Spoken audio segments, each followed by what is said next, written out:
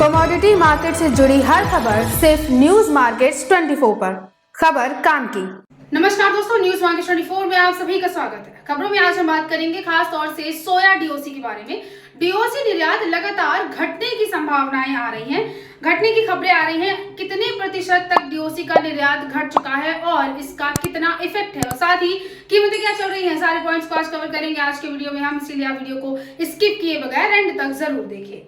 तो डीओसी का जो निर्यात रहा है वो जनवरी 2025 में डीओसी, जिसे डी ऑयल्ड केक भी कहते हैं, उसके निर्यात में आई गिरावट 5% तक देखी गई और ये निर्यात लगभग 4,52,000 टन के आसपास तक रह गया।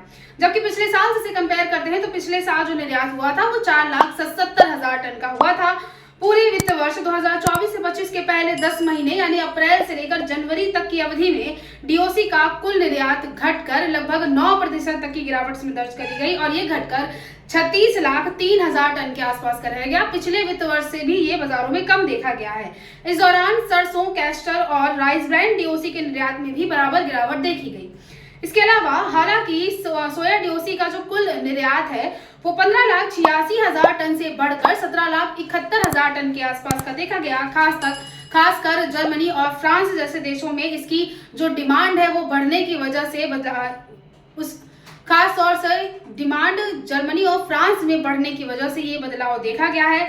लेकिन अक्टूबर 2024 में जनवरी 2025 के दौरान सोया डीओसी का निर्यात पिछले साल की समान अवधि की तुलना में लगभग 14% तक कम हुआ।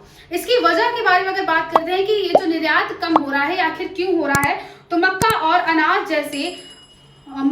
अन्य अनाज से बनने वाले डीडीजीएस के बढ़ते उत्पादन के कारण डीओसी की डिमांड बाजारों में कम होती हुई नजर आ रही है, जिसकी वजह से निर्यात भी कम हो रहा है। इसके अलावा एक और कारण ये है कि बांग्लादेश में अनिश्चितता के कारण सरसों डीओसी के निर्यात में भी गिरावट दर्ज करी गई, जिसका इम्पैक्ट सोया डीओसी पर भी देखा जा रहा है। सरकार ने 11 फरवरी तक 4,892 रुपए प्रति क्विंटल की एमएसपी पर 14,73,000 टन सोयाबीन खरीदी, जिसमें से महाराष्ट्र ने 8,36,000 टन और मध्य प्रदेश ने 3,88,000 टन का इनका सबसे बड़ा योगदान रहा। इस साल सोयाबीन के उत्पादन में भी बढ़त दर्ज करी गई। उत्पादन में बढ़त होने की उम्मीद मार्केट में देखी गई और ये बढ़त 133,60,000 टन होने का अनुमान नजर आ रहा है।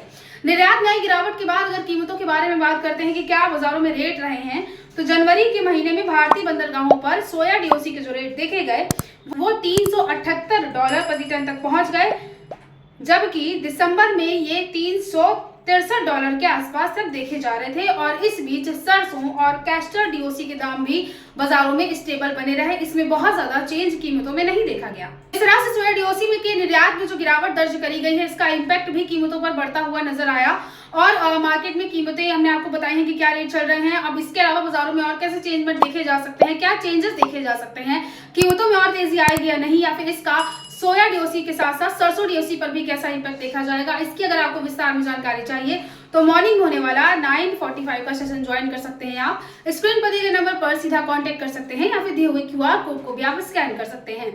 तो आज की खबरों में सिर्फ इतना ही, मिलते हैं आपसे अगले वीडियो के साथ। तब तक के लिए stay healthy, stay safe. Thanks for watching.